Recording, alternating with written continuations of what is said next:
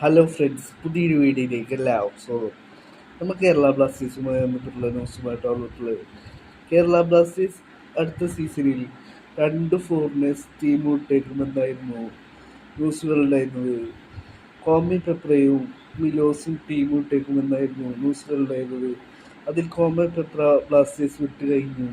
ഇപ്പോൾ ഇതാ മിലോസിനെ കുറിച്ച് മാർക്കസ് മുർഗുലാവോ അദ്ദേഹത്തിൻ്റെ ലേറ്റസ്റ്റ് ട്വീറ്റ് നൽകിയിരിക്കുകയാണ്. മാർക്കസ് മർഗുലാവിൻ്റെ ട്വീറ്റിൽ പറയുന്നു, മിലോസ് ബ്ലാസ്റ്റേഴ്സ് വിട്ടേക്കുമെന്നാണ് ഇപ്പോൾ മാർക്കസ് മർഗുലാവോ റിപ്പോർട്ട് ചെയ്തത്.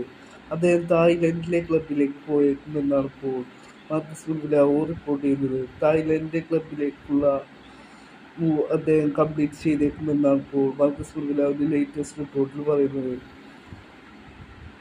ബാക്കിയുള്ള ഫോറിനേഴ്സിൻ്റെ കാര്യത്തിൽ ബ്ലാസ്റ്റേഴ്സ് ഇതുവരെ ഫൈനൽ ലിസ്റ്റിലേക്ക് എത്തിയിട്ടില്ല എന്നും റിപ്പോർട്ടുകൾ വരുന്നുണ്ട്.